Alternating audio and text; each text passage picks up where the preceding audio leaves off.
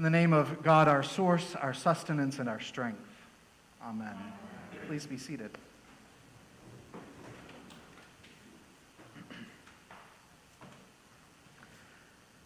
I've probably told you all before, but one of the things that I first loved about this church, as I was just beginning to get to know you, is the fact that you are a food-loving church. When I first interviewed with the search committee, they told me about the thrill of the grill and the food and wine pairing and the beefsteak dinner and the fish and chip supper. It seemed like everything this church did centered around food. And as I have gotten to know you better, it really is true. It's not just that we enjoy eating together when we're able to, but so much of this church's existence centers around the table. Our fundraisers are almost all dinners. Coffee hour and foyers groups and all our other social engagements have delicious food every time. Even most of the outreach we do focuses on food. We raise money for our local food pantries. We encourage the donation of goods to our own food pantry here in Kinnelon and Butler. We provide meals for the men's shelter in Patterson. And of course, that's to say nothing of the fact that our worship centers around the table, the Last Supper, the Holy Eucharist. That commemoration and remembering and re-engaging with the last meal shared between Jesus and the disciples.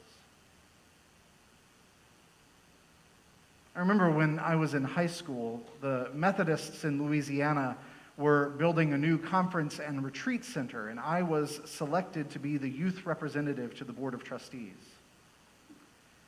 We agonized over practically every detail of that project as it was being built.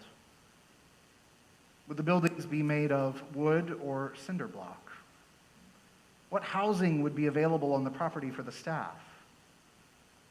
Where should the dam for the lake that was being built be built? How high should the water be? All of these things were debated conversations, but one of the conversations that I remember most clearly was about the dining hall. The cost of this project had, by this point, stretched into the millions, and some were worrying about raising the necessary funds. We were always looking at where we could cut back and save, but as we discussed the dining hall, one pastor on the board spoke up and declared that the place where we would gather for meals should be a showplace. Of all the places that we could cut back, he said, that shouldn't be one of them. His passionate argument was about the importance of hospitality as a part of the heritage of our faith.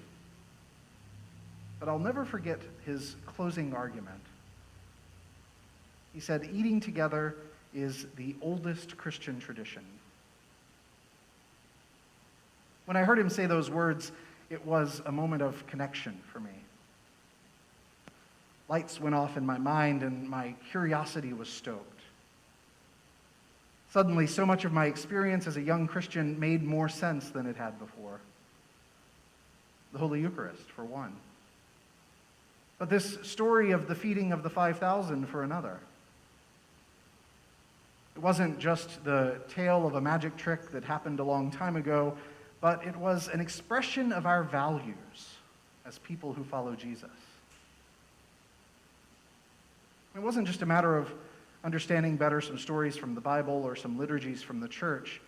The profundity of that idea filtered into my own life and my own experiences, even into things that didn't seem integral to faith to me. All those potluck dinners we had at the church when I was growing up, those weren't just parties. They were foretastes of God's vision for us.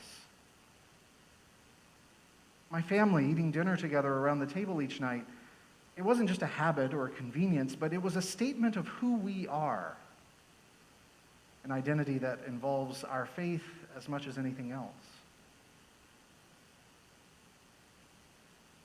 So when my love for this place began to grow out of learning about your love of eating together and feeding together, it wasn't just because I like food. I do, of course. But in my mind, it spoke to a deeper understanding, a soul-level understanding that transcends simple words and teachings about what it means to be a part of this movement of people who long to follow Jesus. Because Jesus focused on satisfying hunger. And the stories of satisfying the physical hunger point to the deeper reality that Jesus was about satisfying that spiritual hunger that is innate to humanity. The hunger to more deeply know and experience God.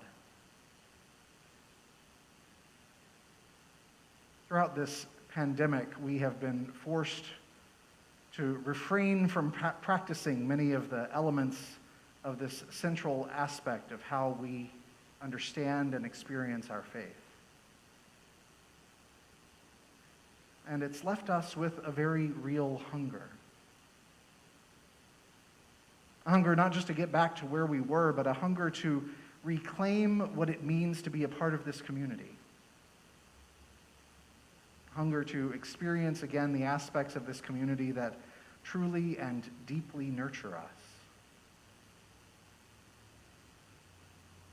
For a year and a half now, we have been hungry. Not just because we couldn't eat with each other, but because we couldn't feed each other, at least the ways we used to. We couldn't be fed by the ways that we would laugh together around the table and share stories and memories and make new experiences together. It's left us with a deep hunger for one of the aspects of following Christ in this community that has nurtured us the most. So in that sense, we can relate to this story of the feeding of the 5,000 this year perhaps more than ever. The people in that story had physical hunger, of course, but they also had spiritual hunger. That's what brought them out into the middle of nowhere, following this teacher and his band of disciples. Presumably, they could have just gone home if it were just a matter of needing to eat. The same way that they would have had meals if they weren't following Jesus. But it wasn't just that they needed to eat. They needed to be fed. And so do we. The hope of this story isn't just that Jesus did something amazing, that a miracle was performed to provide food for everyone. The hope of this story is that in scarcity, God responds with plenty. That when we hunger, we are fed. That time, this time, every time. This is one of those stories that we should cling to because it gives us a roadmap to find our way out of despair.